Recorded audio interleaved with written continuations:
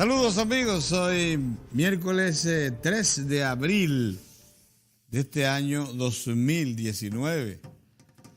La República Dominicana, miércoles como hoy, en que el sol sale temprano y ya sentimos los efectos de la primavera y las cosas como que se aclaran.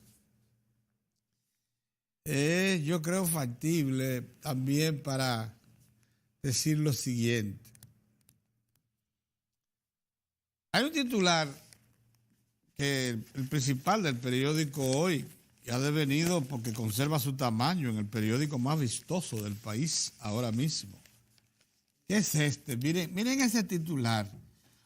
Ese titular hace consignar, y lo dice nada más y nada menos que la directora ejecutiva del Fondo Monetario Internacional, la señora Lagarde. El FMI dice, la economía mundial sigue perdiendo ímpetu. Y si bien la señora Lagarde aclara que a pesar de todo el FMI descarta una recesión en el corto plazo. Acuérdense que la crisis de 2007-2008 y que tuvo su mayor repercusión ya, madurez en el 2010, generó una recesión que se extendió por todo el mundo occidental, todo el mundo, Europa hacia abajo, Estados Unidos, toda América Latina. Ese escenario, dice ella, no está, porque después de todo, la recesión no llegó a entronizarse en Estados Unidos, aunque sí en Europa, por efecto de la crisis primero hipotecaria y luego financiera mundial de 2007-2008. Pero todavía los efluvios de esa recesión se sienten en Europa, para que ustedes vean lo terrible que es una recesión, lo difícil que es salir de ese hoyo. Estados Unidos, con una rápida respuesta de políticas muy innovadoras contrarias a las prácticas que adoptó Europa, pudo evitar caer en recesión, pero sin poder, eso sí, impedir que miles de bancos y entidades financieras quebraran, salieran de circulación y se perdieran millones de empleos. Los Estados Unidos no cayó en recesión, pero estuvo a las puertas. Gracias a políticas contracíclicas que ellos adoptaron rápidamente y pusieron una cantidad enorme de dinero del Estado a disposición del sistema financiero sin intereses y lo mantuvieron así por años. O sea, una empresa grande con crédito nada más recurría a un préstamo grande y no tenía que pagar intereses por él, solamente devolver el capital. Así pudo los Estados Unidos enfrentar la situación. Pero ese escenario que menciona la señora Lagarde, Christine, directora ejecutiva del Fondo Monetario Internacional, no nos compete a nosotros. Por eso les digo que hoy, que el sol salió temprano, nos toma a todos los dominicanos en un ambiente de armonía, de buenas perspectivas para el presente y el porvenir, y con retos, porque no se puede negar, somos una sociedad que está pujando por salir del atraso e incorporarse al primer mundo. Es una tarea, es un camino largo, escabroso, pero lo estamos transitando. Esta es una economía que creció al 7% el año pasado, con la inflación más baja del continente, compitiendo con cualquiera.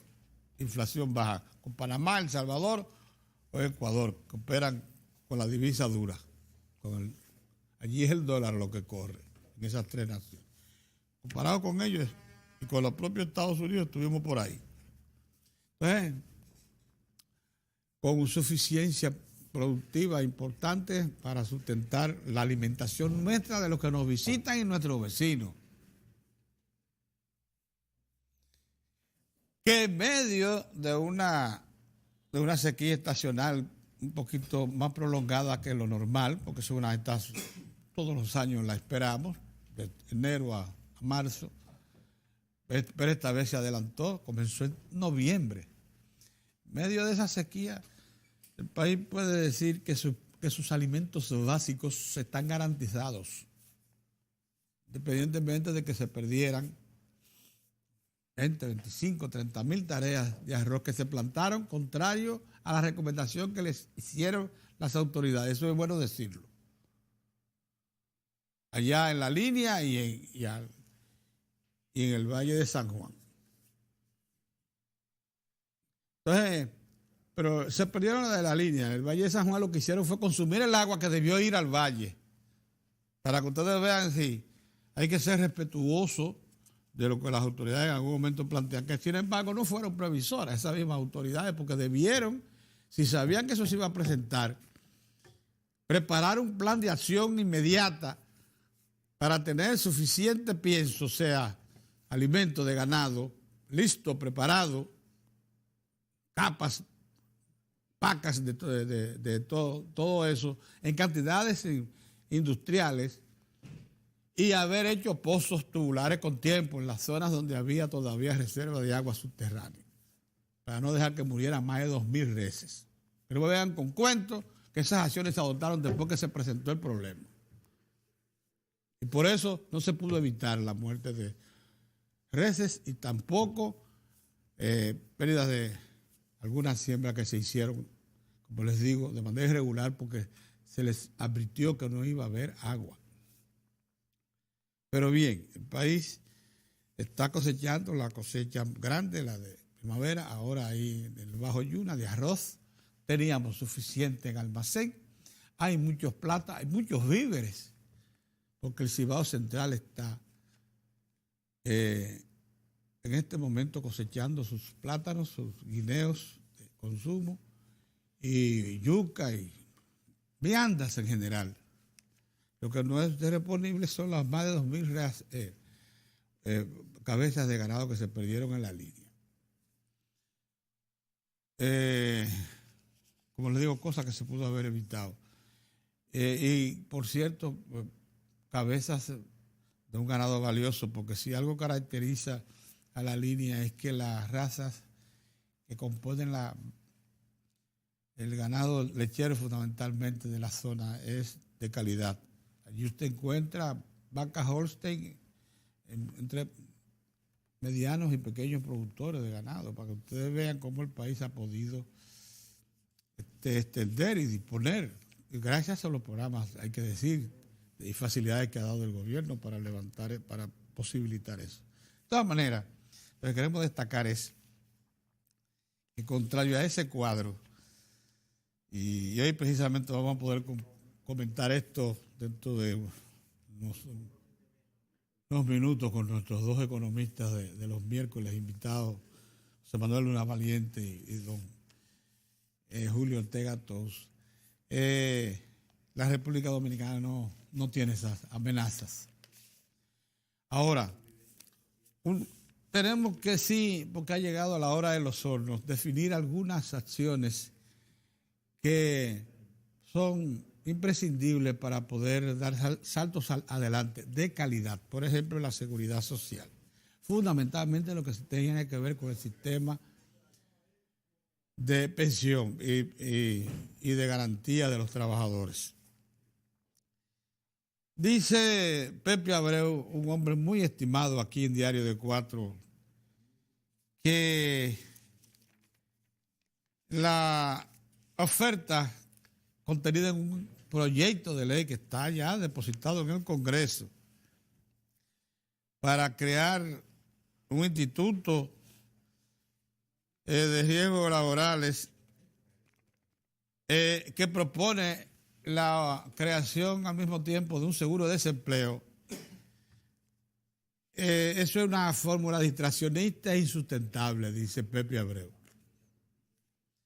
Y se pregunta, Pepe, ¿de qué se va a nutrir ese seguro de desempleo? ¿De qué se va a nutrir? ¿De dónde saldrá el dinero? ¿Qué garantías existen de que ese seguro sea sostenible y para responder a los trabajadores cuando queden cesantes?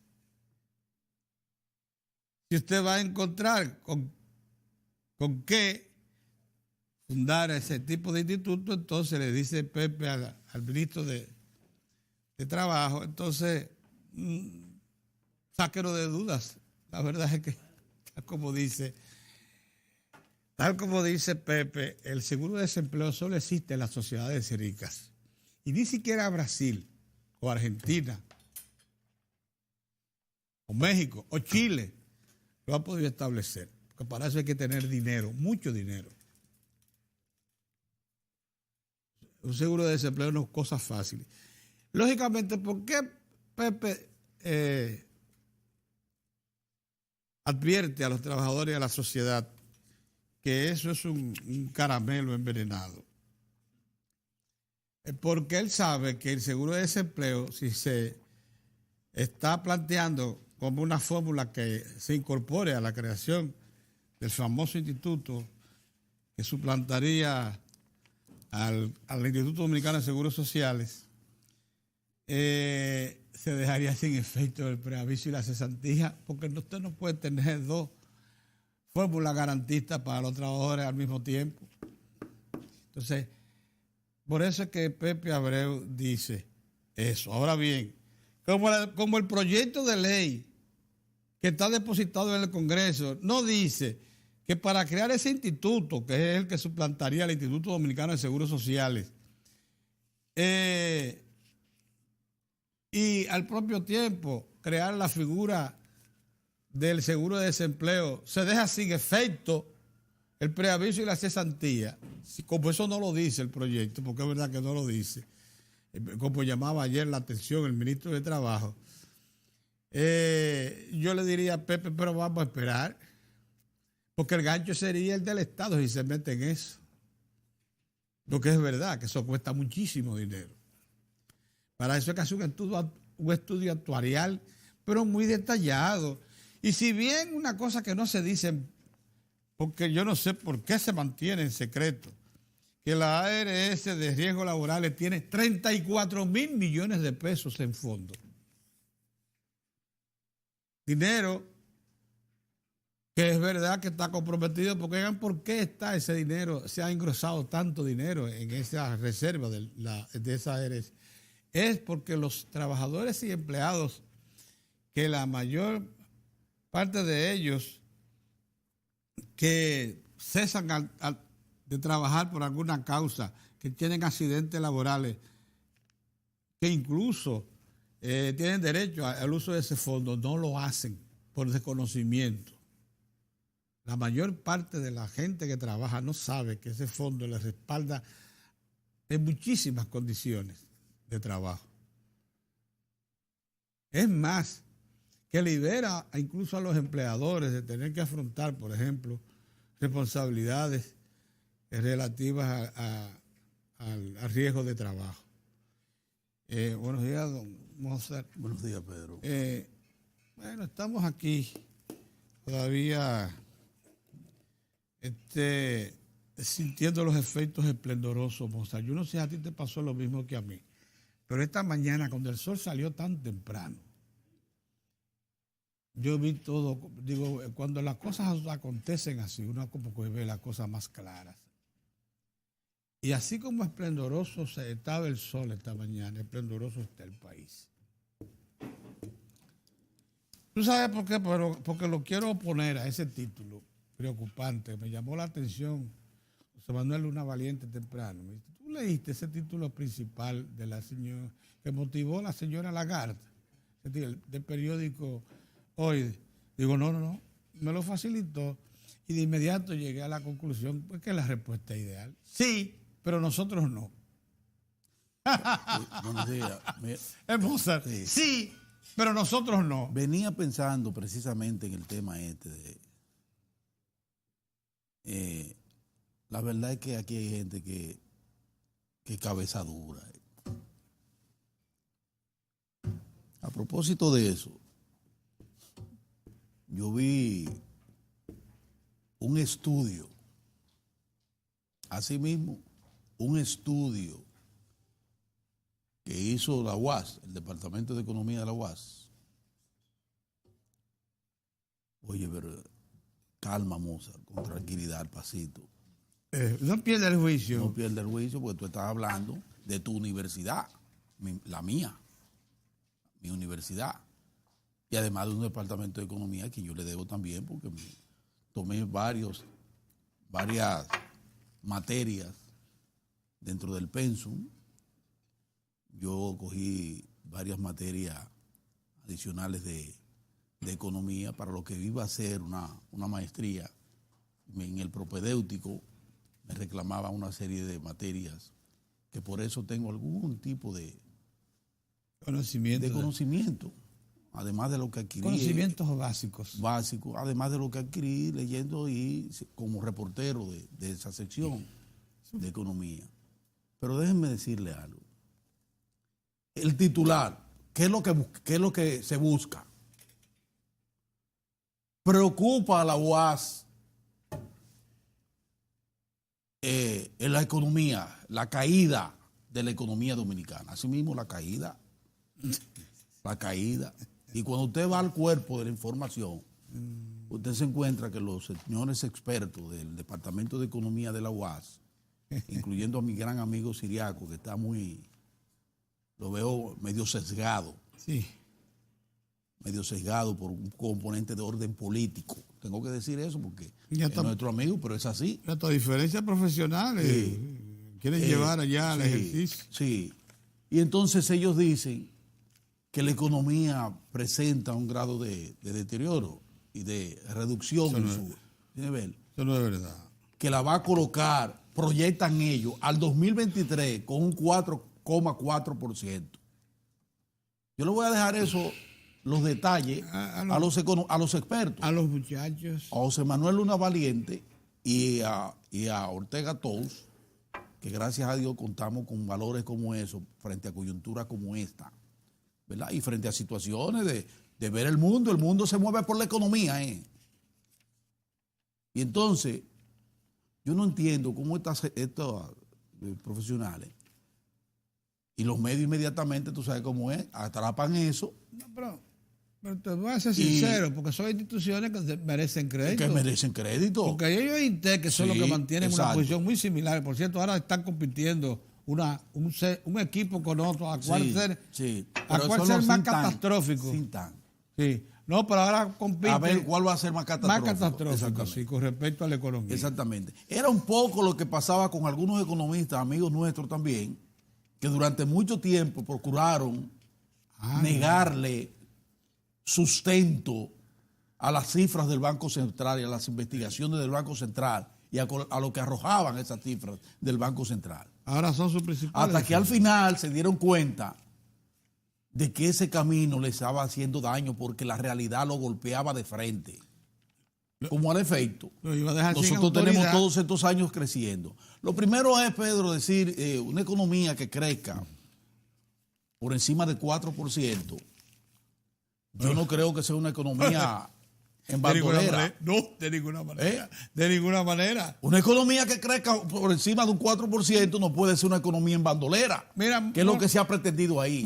Además, esas proyecciones, fíjense que incluso los organismos internacionales se cuidan mucho de esas proyecciones tan largas. Porque la economía tiene componentes que la hacen vulnerable. Por estar tan interrelacionada. Porque está muy interrelacionada. A nivel mundial. Usted no me puede proyectar la economía al 2023. Pero papá, acércamela un poquito más, colócamela en el 20. Por ejemplo. Pero se fueron un poco lejos. ¿Sí? Se fueron un poquito lejos porque oye, un poco lejos para colocarlo en 4.4 y decir que viene una barbaridad.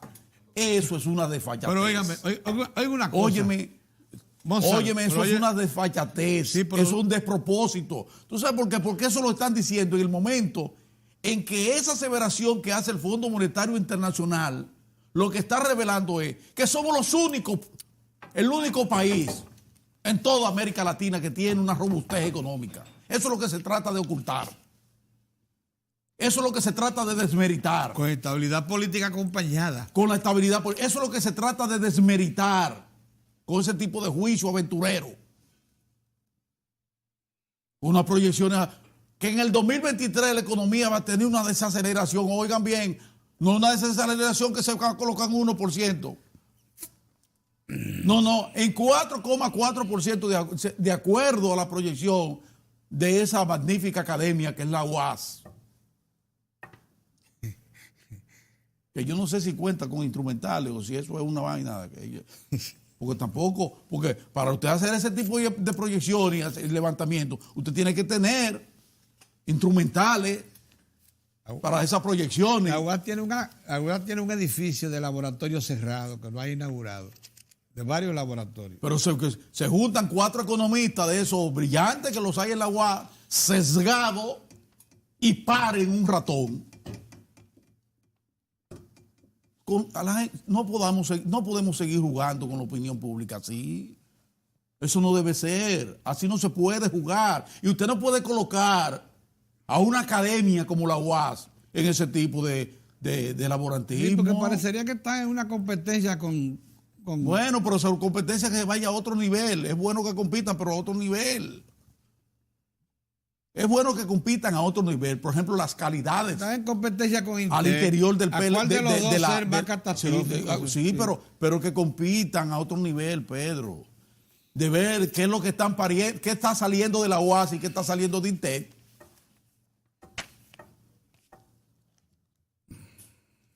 Entonces, esas son de las cosas, Pedro, que uno dice, pero ¿cómo es posible que estemos? No, así no. Por eso era que quería, porque vine con el asunto, no había visto bien, vi el titular y leí el primer párrafo de la señora del Fondo Monetario Internacional, que viene desde hace un tiempo proyectando, fíjate que lo proyectaron en el más reciente informe, proyecta una desaceleración de la economía, incluyendo la de Estados Unidos, pero para el año, oye, Pedro, para final de este año. Sí. Sí. Para final de este año. No se aventuran a buscar 2023, 2020. No. Son cuidadosos. No, regularmente el fondo no pasa de 2 años. No pasa de 2 años.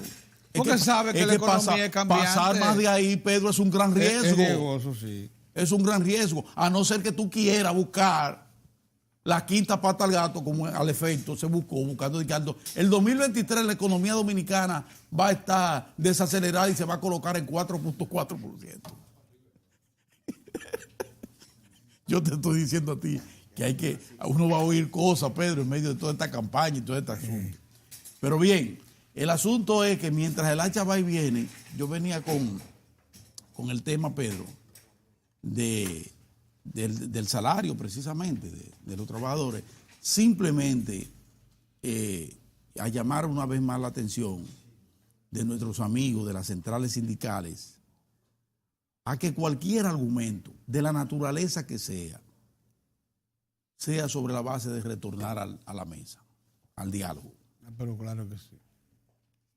Desde la calle, y ellos lo saben perfectamente bien, que revisen el histórico. No consigue Desde nada. la calle no se consigue nada, a no ser que usted eso lo acompañe de otros asuntos que ni por asomo nadie puede pensar en eso, ¿verdad? Sí. Porque a la calle se vaya a tomar otros rumbos en otra coyuntura, no precisamente en esta, donde a pesar de que ciertamente hay niveles de resistencia entre los empleadores para el asunto del aumento de salario, y es verdad que hay algunos asomos de gente que quiere jurungar y ver la forma de por lo menos atenuar para sus fines una presión y un compromiso como el que contempla la cesantía, porque ellos han sido francos, los empresarios han dicho, no, nosotros no queremos eliminar la cesantía, sino que se revise. Pero la revisión que ha propuesto el Estado. Pero la revisión que se propone. Un seguro de desempleo por la cesantía. Sí, pero yo lo que quiero es que los trabajadores entiendan que debemos mantenernos con la cabeza bien fría. Y todos esos argumentos sólido, por cierto, de lo que tienen los trabajadores, sobre la base de estudios que han hecho, porque ellos tienen sus estudios y tienen sus asesores muy buenos, por cierto, que eso, pero pero me lo retomen en la mesa del diálogo, no en la calle, no se me pueden dispersar. No pueden perderse el respeto que se han ido ganando, porque conociendo su vulnerabilidad, porque se ha debilitado el sindicalismo en el país, Pedro, se ha debilitado. Aún así, mantienen la cordura y han tenido el buen juicio de hacerse acompañar de técnicos y de sus demandas y sus reclamos, hacerla acompañar de sustento metodológicos, con propuestas, porque si hay un sector que ha devenido en un sector propositivo, esas han sido las centrales sindicales, sí. Felizmente. Cuando van a hablar de seguridad social, lo hacen presentando propuestas, sí. Cuestionan y presentan. Cuando lo hacen con el salario, cuestionan y presentan una propuesta. Maravilloso esa ruta, pero ahora me lo quieren dañar abandonando un espacio tan importante que no deben abandonar, que deben mantener, que es la mesa del diálogo. Que es la mesa del diálogo. Pepe. Que por cierto, dile a tu gente, vuelvan ahí. INTEC le sirve de mediador. Sí, pero vuelvan ahí. Entre los grupos empresarios organizados y los grupos sindicales. Vuelvan ahí, que desde ahí ustedes pueden defender y encontrar el respaldo merecido en el seno de la sociedad dominicana. Buenos días. Buenos días, Julio. Buenos días. Saludos, amigos, saludos. Oye, señores, el tema que ustedes trataron en principio sobre el Fondo Monetario, la economía mundial. Por cierto, de acuerdo también en el aspecto de retornar al diálogo laboral. Y lo que dice el doctor Rafael Alburquerque, dejen quieta la cesantía. Dejen eso, si siguen avanzando en lo demás, el país ya tendrá oportunidad de averiguar si ese pasivo laboral, como le llaman los empresarios, puede devenir en otra fórmula, en otra forma. Pero ahora no es posible. Y yo quiero llamar la atención en lo que está ocurriendo en la República Dominicana respecto al mundo. Como ustedes destacaron, la directora gerente del Fondo Monetario Internacional dice que la economía mundial está perdiendo ímpetu. Y en el mismo periódico se señala que la economía de América Latina también está a la baja, dice un crecimiento moderado. Y en todas partes donde está pasando esto, domina el neoliberalismo. Así es. En todas partes donde digamos que el impacto fundamental en la economía mundial hacia la baja es una visión neoliberal. Todavía neoliberal. Todavía es la que está imperando en el mundo. Sí, así es. O sea, la el economía de los Estados Unidos, por lo menos. No, y hay que averiguar también lo que puede pasar en la economía de los Estados Unidos. La economía de los Estados Unidos ahora depende mucho de una guerra comercial que beneficia a Estados Unidos. Porque al fin y al cabo, China va a tener que comprarle más a Estados Unidos. Dicen que 5.000 millones adicional podría ser el acuerdo. Es decir, tú me compras, tú incrementas, tú reduces el déficit comercial que yo tengo contigo. Y China gira hacia su espectro interno, porque China tiene todavía 300 millones de pobres, lo que indica que tiene espacio donde crecer. Eso se entiende, hacia adentro. Pero a su potentísimo mercado interno. Exactamente, a su potentísimo mercado interno. Es decir, China dice, yo me voy a endeudar internamente, el déficit que voy a tener, el nivel de déficit que voy a incrementar en comercio con Estados Unidos, yo lo voy a refrendar dentro de la economía interna, porque yo tengo donde crecer. Voy a crecer, pero no hacia afuera, voy a crecer hacia adentro. Con mis 300 millones de pobres deseosos de incorporarse a la clase media. Ya eso se entiende. Pero va a reducir su impacto a nivel mundial. La economía de China como consecuencia de esta guerra comercial. Eso es lo que José Manuel Luna Valiente y Julio Ortega todos podrán referirse a eso. Yo llamo la atención sobre lo siguiente. Fíjense, señores, en todas las propuestas que se están haciendo a nivel interno, marcha como un renacer del pensamiento neoliberal en la economía dominicana, que fue opacado desde el año 2012, con un intervencionismo estatal prudente, oportuno y de equidad, que promueve equidad. O sea, cuando el presidente Danilo Medina asumió el gobierno, comenzamos a hablar de temas que no se conocían en la agenda de políticas públicas ni en la agenda económica nacional. Aquí no se hablaba de democratización del crédito. Cuando se creó Banca Solidaria, parecía una agencia más de oficial, burocrática, asistencialista, dar dinero sin regentear fondos internacionales de alguna agencia de cooperación internacional y alguna cosa de esa. Resulta que se convirtió en un motor que impacta decididamente sobre el desarrollo de la microempresa en la República Dominicana. Es así. Préstamos de hasta 200,000 pesos. Con recursos que recirculan. Exacto, con un reciclaje de un 98-99%. Y mucha gente ha podido pasar de la microempresa a la pequeña empresa. Eso es verdad. Entonces, eso no tiene que ver con el neoliberalismo. Acuérdense una cosa, el neoliberalismo en materia económica, como lo conocemos nosotros, es cruento. Terrible. Es salvaje. Dice, el que no puede, la política del neoliberalismo es el que no puede estar vivo, que se muera. Sí. Más nada. El que no tiene con qué, que se aparte. Que se aparte. La economía tiene que... Sí, la economía tiene que reflejar el crecimiento pura y simplemente, con axiomas matemáticos o exponenciales, qué sé yo, como que ellos le dicen. Y dice, mira, si ese sector no crece, que se quite de ahí, no creció ya. Va a crecer aquel, va a crecer el otro. O sea, eso de que usted esté interviniendo no está bien. Entonces, desde 2012, estamos hablando de esto que le llamamos democratización del crédito. Estamos hablando de intervención directa del Estado en financiamiento al sector agropecuario, a la planta baja del sector agropecuario organizado.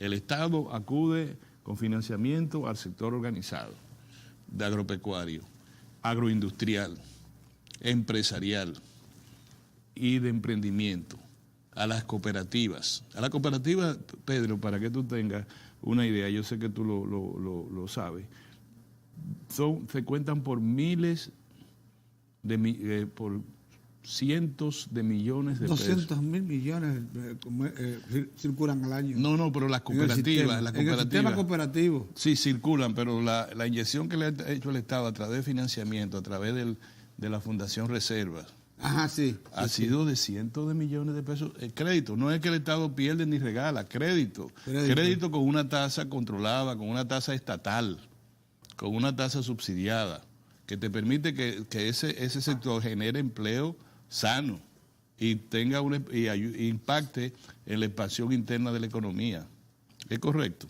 Entonces, eso no es neoliberalismo, eso es una política estatal basada en la redistribución del ingreso y la promoción de la equidad. Pero de repente yo estoy viendo, no sé si ustedes están de acuerdo conmigo, miren el ámbito laboral, comenzaron con opiniones o con sugerencias muy cruentas, como esa de incluso violar convenios que ha suscrito el país con la Organización Mundial del Comercio, del trabajo, con la OIT, como por ejemplo la calidad del trabajo nocturno, la calidad del trabajo, del descanso, de las 44 horas, la necesidad del descanso. Sí. El caso de las mujeres, el empleo de las mujeres está señalado como también muy clasificado por convenio de la Organización Mundial del Trabajo, como el embarazo, ¿cómo le llaman eso? La licencia posparto. Bueno, lo primero que ustedes escucharon de ese sector muy vinculado con conceptos neoliberales fue, nosotros no tenemos que decirle a la Dirección General de Trabajo, mandarle una nómina especial para decir los empleados o colaboradores nuestros que van a trabajar en horario nocturno, que tiene un jornal distinto al salario normal, sino que nosotros queremos que se nos permita usarlo todo el momento, cuando nosotros lo consideremos, en cualquier horario, incluyendo sábado y domingo. Lo que quiere decir que tú estás bajo mi preso conmigo. Yo te digo, no, moza, tú vas a trabajar ahora es de 4 a 10 de la noche, pero yo no voy a hacer una nómina especial que voy a enviar a la Dirección General de Trabajo diciendo los empleados que trabajan en el horario nocturno, que tiene un jornal mayor que el que trabajan en el diurno, y también los que trabajan los domingos. Y no voy a hacer el trabajo de los domingos voluntario, sino obligatorio. Y no te voy a pagar doble jornada, sino que te voy a pagar como la jornada de las 48 horas. Como los guachimanes. Sí. Los guachimanes que descansan un lunes, un martes, sí, y lo ponen a trabajar hasta los domingos con el mismo horario, contrario al convenio sobre calidad del horario que tiene la Organización Mundial del Trabajo. Entonces, comenzaron por ahí, a las mujeres embarazadas, no, un momentito. Nosotros queremos que nos den el permiso correspondiente, la ley, para cancelar a una mujer tan pronto sepamos que está embarazada. Por consiguiente, ninguna mujer jamás en su vida va a tener la licencia postnatal de los 3 meses. No es que la reduzcan, es que nos den la oportunidad de cancelar el contrato de trabajo, no importa si está o no está embarazada. En este momento, por mandato de la Organización Mundial del Trabajo, convenio que ahora te pide, traiga uno, que usted no está embarazada, un certificado. Sí, no, pero tú no me puedes, no, el asunto es que si se embaraza en el trabajo, empresa, sí, la votan. La votan inmediatamente. Lo primero que si aprueban eso, que tendrá que decir la mujer al marido, ten cuidado, ten cuidado.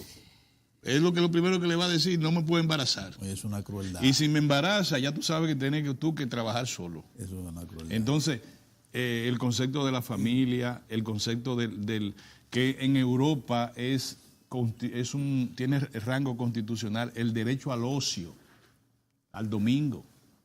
El domingo trabaja la gente que solamente que están obligados a trabajar, sí, médicos, enfermeras, que sé yo cuánto. O que lo decidieron por su propia cuenta. Pero el derecho mío no puede ser conculcado por una ley, no, un momentito. Tú vas a trabajar aquí de lunes a domingo, depende. El día de descanso lo decido yo. Esos conceptos neoliberales también se están expresando en la economía. Sí. También se están expresando en la economía. Se están expresando, te dicen, no, el subsidio tiene que ser a mí, porque yo tengo que ser competitivo. Y a partir de mí, entonces vamos a ver lo que te pasa. Pero no me fiscalice el subsidio. Exacto. No me fiscalice el subsidio. Tú no tienes que saber si yo me voy 3 veces al año de vacaciones, una a Noruega, otra a Vermont y otra al África, a cazar elefantes. No, entonces eso no tiene que ver. Lo único que tú tienes que ver es que yo voy a participar de los 240,000 millones de pesos que en gasto tributario que el gobierno dedica al sector productivo para su sana competencia. Que no son todos al sector. No, está bien, hay un sector, tú lo has dicho, al sector agropecuario, pero eso es muela de garza. Eso es muelo de garza. Eso es muelo de garza. Eso es lo que tú sabes, lo que yo te digo. Combustible, importaciones de bienes de capital. Pedro, ¿qué pasó? Te va a volver loco tú ahora. ¿Tú sabes lo que significa eso? No. Tú sabes las empresas que están... 240,000 millones. Entonces, ese lenguaje a mí me da la impresión de que está caminando más aceleradamente de lo que debe ser. Y tiene una connotación fundamental, un aliento en Sudamérica, y perdóname que te lo diga, que no es ningún gobierno populista, el gobierno del presidente Trump. El gobierno del presidente Trump tiene el criterio, aunque es ortodoxo. La economía de Estados Unidos está creciendo por múltiples factores, pero el gobierno del presidente Trump te dice también, si tú no puedes trabajar, muérete. Y si no, yo te lo busco ahora mismo. ¿Quieres que te lo busque ahora mismo, que esté en la prensa? El gobierno acaba de decirle, primero, no, eso de dar de subsidio a Puerto Rico, si okay, no, un momentito, se da demasiado cuarto. Pero a los trabajadores de Estados Unidos le dice, el que se pueda parar de una silla de ruedas, que trabaje. Tú dices, bien, eso está bien, pero yo no estoy diciendo que está mal. Yo te digo, es el concepto neoliberal. El humanismo se acabó. Mira, esa señora que tiene le dan una vivienda subsidiada porque ya cumplió. Eso que hace Estados Unidos, no, señor. Si usted puede trabajar, todavía trabaje. Te lo voy a buscar más adelante para que tú veas que eso dice el gobierno del presidente. No, pero es que hay pleno empleo y hay oferta. Hay puestos de trabajo. No me vayan con eso. Incluso noto la Universidad Autónoma de Santo Domingo también, hablaba yo de con ese informe. La economía tiene, ¿cómo ustedes le llaman? La parte baja y alta de la economía, del crecimiento, su meta. El potencial de crecimiento. El potencial de crecimiento. Que va a haber una desaceleración tal que va a bajar a 4.4. Pero el 2023. Por el amor de Dios. Acuérdense que yo le dije, las escuelas de economía de las Sesgado universidades. completamente. Y ahí está el de INTE, mi hermano, que está de director de la escuela de economía. Y este muchacho de la UAS. Yo quisiera yo quisiera mayor nivel. Bájenle un chin, por favor. No cambio de ellos, que ellos tengan mayor nivel. Porque ellos son talentosísimos. No, esos muchachos hay que mandarlo a actualizarse con el mundo. Decirle, mira, hay un curso de 5 meses en la Universidad de Harvard. Ay, mamá, sí. Sobre tal cosa. Y tú lo mandas allá. Un poquito. No es malo. Ojalá me manden a mí o a ti o a cualquiera de nosotros. Mira, quédate allá y ven dentro de 5 meses para que tú tengas una visión distinta de porque tú puedes ayudar a la sociedad. Se le fue el gatillo ahí a ellos. Pero no puede ser. Quedaron muy mal. Una vez Julio Ortega, que era director de un departamento importante del gobierno, me invitó junto con 2 o 3 periodistas a un evento evento del Banco Mundial y del Fondo Monetario en Washington. 30 días encerrados con los mejores economistas del mundo. Nosotros es lo que te digo, que uno ha aprovechado en nuestro currículum. Yo tuve 10 días en entonces, ese tipo de ladrillo que trató de meter la UA, el departamento de economía de la UA, por debajo, a nosotros no nos puede meter ese ladrillo por debajo. Porque tenemos un chin de formación, un poquito, un chinchín. Ese desaliento no tiene significación, porque también, miren, aquí hemos discutido, José Manuel, Julio, Pedro, Mozart y yo, el tema del endeudamiento. Sí. Y lo hemos estudiado en todos los aspectos, como alumnos, ¿verdad? Sí. Y hemos tratado de decir, en forma crítica. Por ejemplo, nosotros hemos dicho una fórmula que todo el mundo en el ABC de la economía debería saber. Debería saber que el déficit fiscal en el ejercicio presupuestal de un año es igual a deuda. Claro. José Manuel, ¿es así? Sí, así es. El déficit fiscal es igual a deuda. Sí. Es la relación negativa que hay entre el ingreso y los gastos. Sí. Entonces, mire como nosotros hemos dicho, igual que en tu casa. Igualito. Si a ti te faltan en el mes, y tiene que buscar en tu para casa, verbigracia Pedro, 20,000 pesos, Pedro tiene que salirlo a buscar. ¿De dónde? Si faltan entre los gastos. Entonces le dice, ahora se ha creado la tarjeta de crédito. Y no puede crédito. Una famosa figura de que el extra crédito. Pedro, eso es crédito. El crédito. Exacto. Cuando tú vienes a ver. Eso es un salvavidas, pero un salvavidas con un interés leonino. Pero bien. Ya yo lo tengo los dos cubiertos. Sonia, Pedro le puede decir a Sonia, o yo le puedo decir a Iris, o a la Brown se lo puede decir Mozart, no, baja los gastos de la casa. Entonces ellos te dicen, ok, ya yo bajé, ¿qué tú quieres? La comida, que baje. Bajo ¿Quiere que deje de pagarle a los muchachos al colegio? Sí. ¿Que la universidad? Sigo bajando. ¿Quiere que no hay gasolina? ¿Con qué tú vas a salir en el carro? Sí. Y te vas, entonces tú dices, ya no hay más nada que bajar. No, busca los 20,000 pesos, es lo que tú tienes que hacer. Tú sales a buscar los 20,000 pesos. Entonces, ustedes no han visto... Te dicen de que trabaja más. Busca otro anuncio. Entonces, no, pero no son así. Ese tipo de casamiento. No, Sonia no hace eso. Sonia no está oyendo. Pero todos los sugieres, tienen su mecanismo de comunicártelo. Ellas culpan a los otros, sí. Muy educada, fórmula muy educada de comunicarte. Pero trabaja más. Pero es lo mismo. Pero entonces uno le dice, ustedes han oído que el tema está por el lado del gasto, de la discusión sobre el endeudamiento. Oyen ya que le dicen, el gobierno se ha convertido en un dispendioso. Ya eso es imposible decir. Incluso en este programa, cuando nos han dicho la super nómina del gobierno, el gobierno, una nómina, está bien, nosotros le decimos a esa conducta neoliberal, vamos a cancelar 30, 40 mil empleados. Vamos a hacer lo que hizo Puerto Rico. Vamos. Entonces le educamos. ¿Cuál es la nómina de los empleados públicos? Hablando tonterías. El 85% de los... Es una tontería. El 85% de los empleados públicos ganaban, ya le aumentaron, entre 10 a 15,000 pesos. José Manuel, corrígeme, el 85% de los empleados públicos ostentan salario entre 10 a 15,000 pesos. Sí. Correcto. Vamos a votarlo. Si ustedes creen que eso ayuda al endeudamiento... Lánzalo a la calle, vamos a votar, ¿qué le parece? Votamos 30,000 de un cantazo. ¿Le parece? Si usted quiere, podemos llevarlo a 40,000. Sí. Entonces tú verás que el gasto público se va a mantener igual y las calles van a coger candela. Exactamente. Tú verás que vamos a tener que buscar recursos para seguridad, recursos para control público. Uno de los que fue vocero eficiente de la sociedad civil, incluso de participación ciudadana, el actual ministro de Economía, Planificación y Desarrollo, eso es importante. Dijo que la nómina dominicana está por debajo del promedio de América Latina. Lo dijo para que un hombre de la sociedad civil, Isidoro Santana. Entonces, el amigo Isidoro. No hay problema entonces. Entonces cuando para lo que otra cosa hablando, que es matemático, tú dices tonterías. Pedro, que es elemental, si en tu casa tú tienes un déficit de 20,000 pesos, tú tomas los 20,000 pesos, se los das a Sonia, pero al mismo tiempo en ese déficit estaba contabilizado el pago de la deuda, del servicio de la deuda con el usurero que tú tienes y de la tarjeta, con de esos 20,000 pesos, ella te dice, bueno, 10,000 de esos 20,000 pesos es para reducir la deuda. ¿Cuál es tu deuda general? Las deudas son 10,000 pesos, porque de ese presupuesto que incluía un endeudamiento del tanto por ciento, en el caso de este año es 1.7%, equivalente a...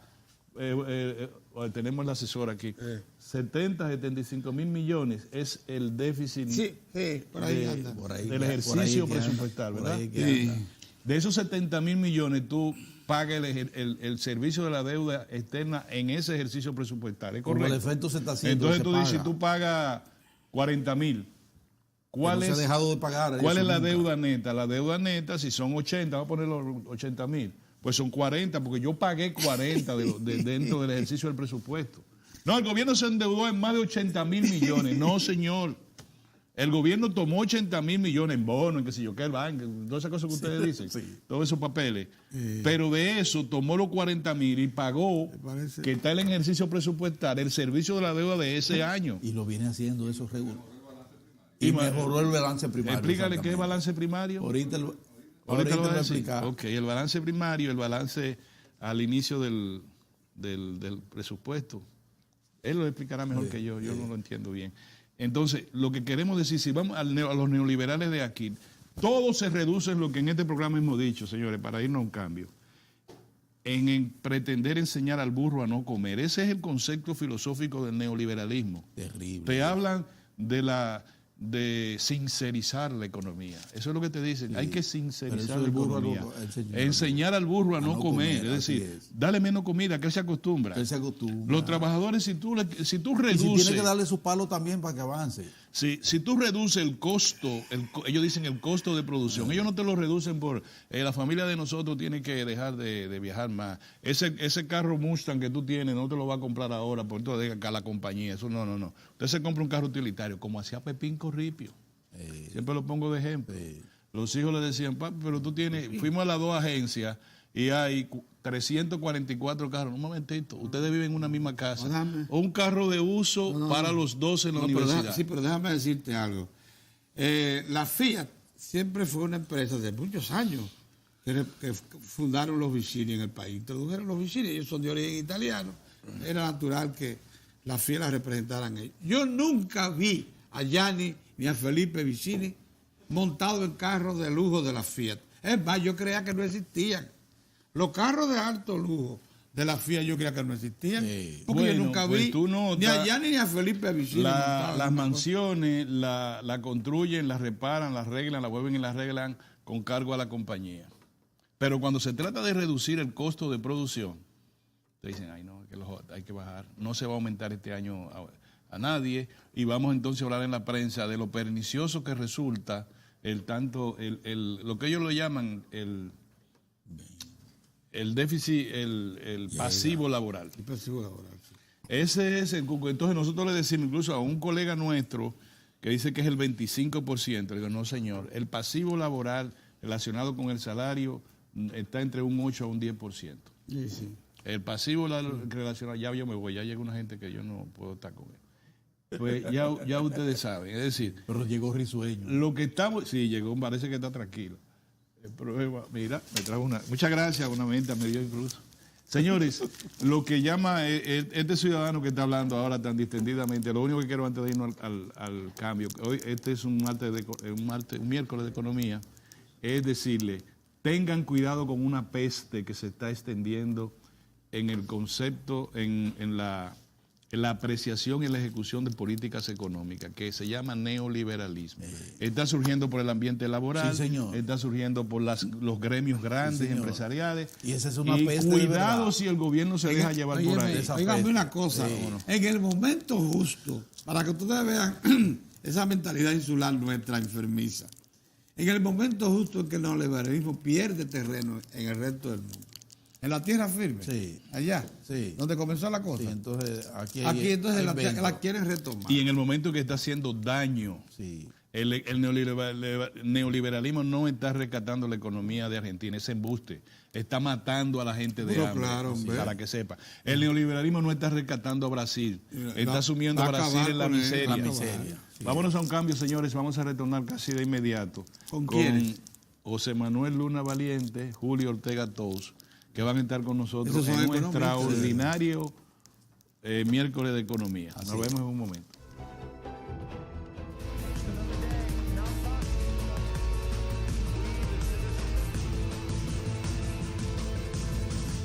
Gracias por compartir con nosotros estos momentos para estar enterados de las informaciones que ocurren en otros lugares.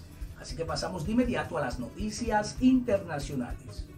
Tras el paso del ciclón Idai, el Programa Mundial de Alimentos se prepara para socorrer a más de 1 millón de personas. Mozambique es una de las emergencias que atiende esta agencia de Naciones Unidas, según la cual el año pasado 113 millones de personas padecieron hambre aguda. La agencia acaba de publicar un informe donde señala las principales causas de la hambruna. En primer lugar, los conflictos que afectan a 74 millones de personas. Le sigue el clima y las crisis económicas. Yemen, devastado por la guerra, encabeza la lista de los 53 países que requieren asistencia alimentaria. Y según la agencia, la población más necesitada se concentra en 8 países del mundo, de los cuales 5 se encuentran en África. Afganistán y Siria se sitúan a poca distancia, lo que convierte a Asia Occidental y Oriente Medio en las siguientes regiones más afectadas. En la última década, los gastos de asistencia humanitaria han aumentado más del 120%, y la lucha contra la inseguridad alimentaria debe considerarse como un factor clave para la gestión de los flujos migratorios.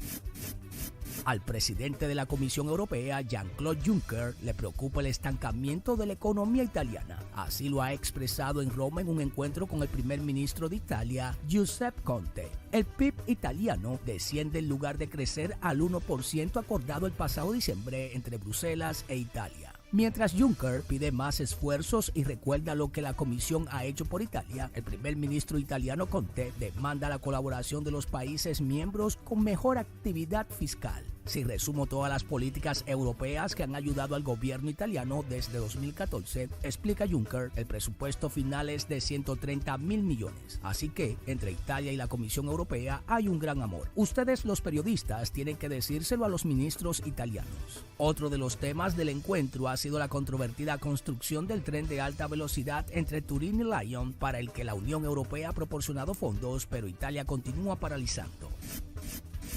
En España, una de cal y una de arena en los datos de empleo del mes de marzo. El paro ha bajado, pero en la que es la menor reducción en un tercer mes del año desde 2014. En ello ha influido el hecho de que la Semana Santa en este año es en abril. Hay casi 33.956 menos desempleados que el mes anterior, cifra muy inferior a la de hace un año, 47.697. El número de parados es de 3.255.000. El dato positivo es el aumento de afiliados a la Seguridad Social, que vuelve a los niveles previos a la crisis económica, superando los 19 millones. Además, se ha batido un récord, el de la afiliación de mujeres a la Seguridad Social, con 8.800.000 cotizantes. Para Diario de 4 en las internacionales, Giovanni Ramírez. Ahora nos vamos a una pausa y luego continuamos con más de Diario de 4.